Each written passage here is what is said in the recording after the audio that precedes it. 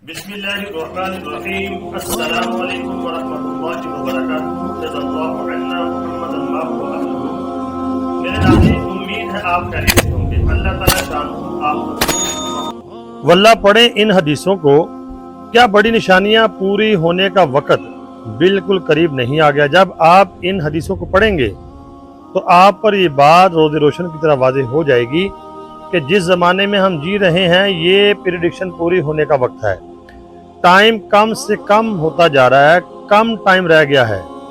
बड़ी निशानियां पूरी होने का वक्त बिल्कुल करीब आ चुका है। आइए मैं आपको रिवायात पेश करता हूँ। इन रिवायात को पढ़ने के बाद आप देखेंगे जो हालात इस वक्त चल रहे हैं, जो बातें ये हो रही हैं, तो इससे आपको मालूम होगा कि अहादीस में फरमाई गई बात वो पूरी होने वाली है। हजरत अनस इब्ने मालिक रजी अल्लाह ताला अन्हु फरमाते हैं, रसूल करीम सल्लल्लाहु अलैहि वसल्लम ने फरमाया, क़यामत उस वक़्त तक नहीं आएगी जब तक लोग मस्जिदों में आने और बनाने में एक दूसरे को दिखावा ना करने लगेंगे। आप देखते नहीं हैं मस्जिदें बन रही हैं, लेकिन एक दूसरे को दिखावा जो है वो शुरू हो चुका है। मतलब ये है, लोग मस्जिदों में आते वक्त भी ऐसे अंदाज में आएंगे कि एक दूसरे को अपनी दौलत दिखाना मकसूद होगा। मस्जिदें बनाने में भी दिखावा होगा। हर इलाके वाले एक दूसरे से खूबसूरत मसाजिद बनाने की कोशिश करेंगे। ये आपने बात को समझना है, इसको ज़हन में रखना है। ये किस चीज़ की निशानी है मैं आगे चल के आपको बताता हूँ। तो ये जो बातें हदीस में कही गई हैं, अगर आप देखते हैं आपको ये पूरी होती हुई नजर आ रही होंगी। अब इससे अगली हदीस को सुने। हजरत अबू दरदा रजी अल्लाह ताला अन्हु से रिवायत है, उन्होंने फरमाया, जब तुम अपनी मसाजिद को सजाने लगोगे, अपने कुरान को जेवर से आरास्ता करने लगोगे, तुम्हारे ऊपर हलाकत होगी। ये भी हदीस आप देखें, मसाजिद जो हैं उनको सजाया नहीं जा रहा हर तरह से।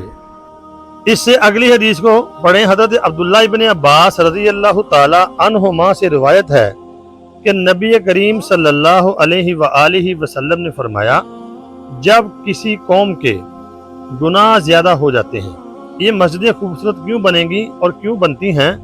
जब किसी कौम के गुनाह ज्यादा हो जाते हैं तो उनकी जो मसाजिद हैं वो खूबसूरत बनाई जाती हैं और उनमें तज़यीन और आराइश की जाती है। अगर आप देखेंगे तो ये निशानी आपको मिन व अन पूरी होती हुई नजर आ रही होगी। तो ये जब मसाजिद खूबसूरत बनाई जाएंगी तो उस वक़्त फिर क्या होगा, ये कौन सा ज़माना होगा, कौन सी बड़ी निशानियाँ पूरी होंगी?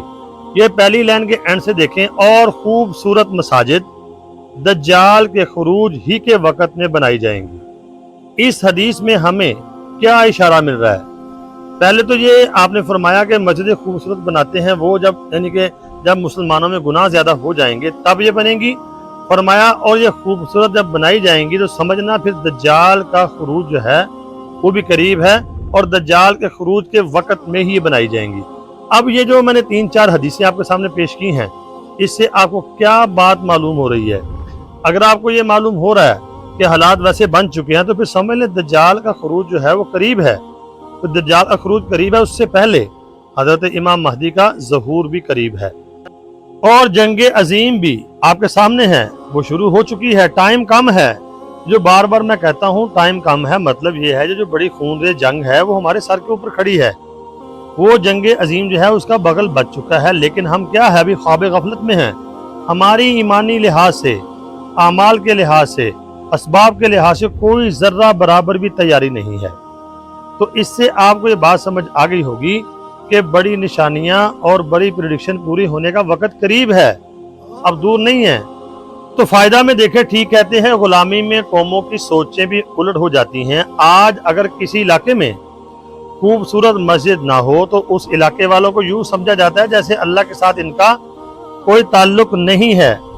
जबकि मस्जिद खूबसूरत बनी हो, उनको जिनकी मस्जिदें अच्छी हों, खूबसूरत हों, उनके बारे में ये कहा जाता है कि इनका अल्लाह से बड़ा ताल्लुक है। हालांकि मस्जिद खूबसूरत बनाना कोई मसला नहीं, लेकिन इसको अगर तकवे का मेयार बनाएंगे तो फिर ये ठीक नहीं है कि इनकी मस्जिदें जो हैं ये पुरानी हैं तो इसका मतलब इनका अल्लाह के साथ ताल्लुक नहीं है। तो मस्जिद खूबसूरत बनाना इसका तकवे से कोई ताल्लुक नहीं है। तो मेरे नाज़रीन, आपको ये जो हदीसें मैंने पेश की हैं समझ आ गई होगी। अपनी तैयारी रखें ईमानी लिहाज से, आमाल के लिहाज से, हर लिहाज से, असबाब के लिहाज से भी।